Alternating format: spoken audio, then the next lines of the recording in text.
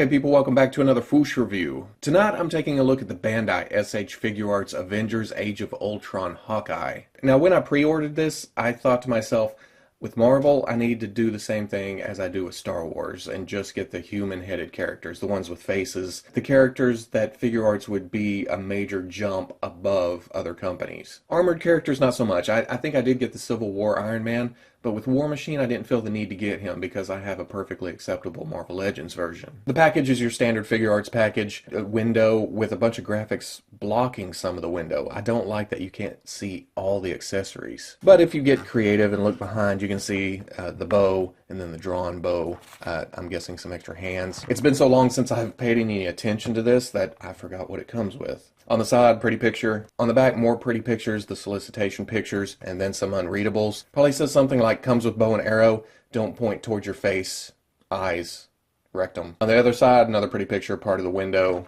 top graphic window. Bottom, pretty picture. So, I'm going to get this open and see if this is a good addition to the rest of the team. And there we go, all out of the package. And I dig this figure, but it has its quirks. I'm not going to say its downfalls, but it's kind of quirky. Now the sculpt, it's all there. It has a lot of detail on it. But it's figure art, so we're used to that. I'm not as used to his long cloak type costume. I remember it from the movie, of course, but there's other more practical costumes for Hawkeye. Not really costumes, I should say. I guess it's more tactical gear that Hawkeye wears. It just skews towards a certain color scheme, which we're used to, and that totally works. But the long coat, not my favorite look, but it's really my only choice now, huh? Everything's nicely sculpted though. All the seam lines, all the raised edges, collars, cloth, wrinkles, the little buckles on the boots, and there's even a zipper in the back. I don't know why, I guess to spread the coat out a little bit more, but there's a netting in between. Again, nice little texture. Now as far as colors go, it all seems like pretty much basic coloring. And I mean that as there's no weathering, there's no shading, there's no washes, there's no dry brush. Just kind of the off purplish reddish color, and then a darkish gray, and then the black. So really your focus is drawn to the head. And there, the likeness is pretty good. As with all figure arts, the humans, the face is printed. It has kind of a dot matrix kind of look when you get up close or take pictures really close. But at normal distance, standing on your shelf, holding in your hand, it looks fantastic. It looks great. Now, Hawkeye does seem to have kind of a dirty wash to his face. I don't know if they tried to tan him or what, but it looks like he has a little dust, like some kind of explosion happened or something. But the likeness is there. I guess with Renner, it comes down to his nose and how it works with the rest of his face. I know what I mean by that, but it's kind of hard to explain what I mean by that. But from a lot of angles, it does look like Renner. Not bad at all. But the thing that throws me off the most, I think, is how dark the hair is. I think of Renner having kind of a dark brownish color, and this is almost black. I don't know if there's a paint wash on it, even though it doesn't really look like it. I think that's just the sculpt casting shadows in it. There may be, but looking at it, I don't think so. There is like a hint of brown, maybe, but in pictures, especially against this blue background, it looks really, really super dark, almost black, and it sticks out. And then the long coat itself, even though it's not my favorite version, it doesn't really affect the action figureness of this action figure. It's not super soft, but it does get out of the way, so I don't have really any complaints about it. Now for articulation, there's a ball joint at the top of the neck and at the bottom of the neck, and that poses a little bit of problem because of this sculpted collar around the lower neck. If you get it out of alignment, you know it, and it kind of wants to move around with the head. But if I just want to move the head, I found the best way is just to hold my finger back there and move the head around, and then do some slight adjustments from there. But with both of those in sync, you get down, you get up, not so great, even with both joints. You get side, great movement there, and then you get swivel in both positions. I guess what it comes down to is I don't really care that the bottom swivels. It's not really necessary, but it is necessary for the side to side, up, down, that kind of movement. So I'm okay with it, I just don't like it. So stupid. The shoulders are a ball joint going into the torso and then a hinge and swivel out on a ball. So you get shift forward and back, you get shift up and down, That's all movement in the torso. And then it hinges out about that far and swivels around. Swivel hinge, swivel at the elbow. So you get about that far, and you do get swivel there. Swivel hinge, swivel at the wrist too. You get swivel, you get hinge, and just like all Figuarts, you can set that to move up and down, side to side, wherever you want it to go. Ball in the torso gets forward about that far, gets back, gets side, rotation. You can't turn all the way around, but it's enough. So good range in the torso there. The hips are on a ball joint, and it doesn't drop down. I feel like that's a standard, and it may not be, but most of the figures I get, they do have that drop down joint, and it helps with the articulation. And when it's not there, it is definitely missed. You get forward about that far, get back, it kind of runs into the sculpt there, get out a little past 45, then there's a little bit of rotation. See, when he pretty much comes all the way back, there's a sculpted groove in the back of the thigh. But even though I said that this was soft going out, going back, not so much, because it's not split all the way up here. So there's no give to it. A little bit, but not much. There's a little rotation at the knee. Now the ankle is more of a ball. So you get forward that much, you get back that much, and then a little bit of side to side, and then there's a toe joint that goes pretty much all the way up. For accessories, Hawkeye comes with his quiver.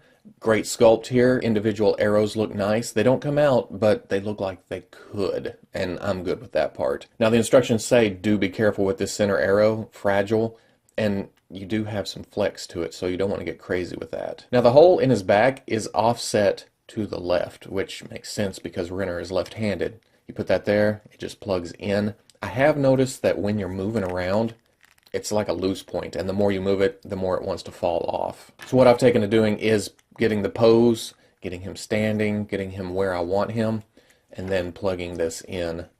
That way it doesn't have to go through the rigors of articulation. Also, I've noticed on this back pin, it does fit a Kyoto flying stand, the ones that come with the Rebel Techs. I don't know if that was on purpose, couldn't tell you, but that's just odd that those two fit each other. Now for hands, Hawkeye comes with a set of fists, and then he comes with a set of open hands, and on the open hands he has those kind of finger guard things that he wore later in the movie. And then for the left he has an arrow drawing hand. It has the index and middle finger kind of split, and that's for the bow accessories. Now for the bow accessories, he's got one that's not drawn, it's just the bow, but it comes with the hand molded to it. And then he also comes with a bow with the arrow drawn back, which works just as well, and it also has the hand molded to it.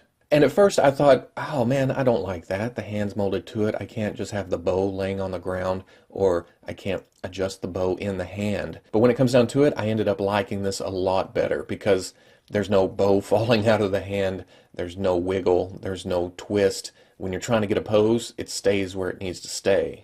Now as far as switching hands go, it's not as hard as some of the other Figuarts that I've had. Darth Maul, complete pain in the ass to get the hands off and on, but this pops right off.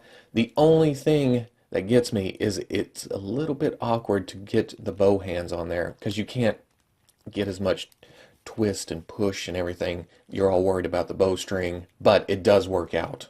And you can have that set to up and down, side to side, wherever you want it to go. But it looks really, really nice. I dig it. It's solid. It stays in place. Same thing with the drawn back bow.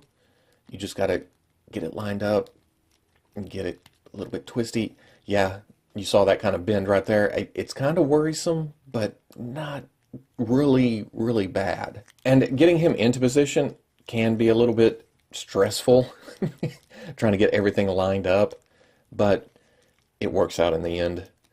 You just put the bow in between those two fingers and go from there. We've had a lot of archery figures in the past that doesn't really look good when you try to pull the bow back or have them in a bow pulling back position. This works. I'm completely good with the method they went with here. Now for comparison, here he is with the Marvel Legends movie Hawkeye. This is not going to work in your Legends display. And then this one kind of weirds me out. Here he is with the Civil War Captain America. Seems a little bit short. I don't think of Captain America this much taller than Hawkeye, at least. I know he's going to be more muscly, he's going to be broader, but this much taller kind of throws me off. So at the end of the day, I like this figure. I love that I finally have a nice movie figure on the shelf.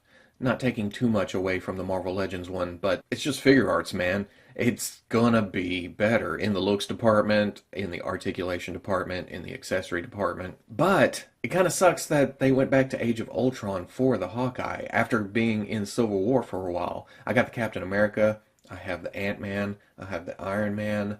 It's like they had done them, but Civil War came along, so they jumped onto Civil War, and then they thought we better get a Hawkeye and Black Widow out. We'll just go back to what we already sculpted. Plus, the delay put a damper on the excitement. Don't get me wrong, I like the Black Widow, I like this Hawkeye, but it seems like too late. I would have liked to continue building my Civil War display at least until Infinity War hits, and they decide which figures they want to make from there. But on top of that, this being a little bit short is a little bit discouraging. But in action poses, it's not that big a deal. It completely works on that end of the spectrum. But I'm going to come back around and say that it's a shame that it seems like they're not doing any more Marvel figures for the time being from Avengers, because I really needed a Winter Soldier for this display. Sure, we need Vision. Sure, we need Scarlet Witch. I'd even be down for a Quicksilver.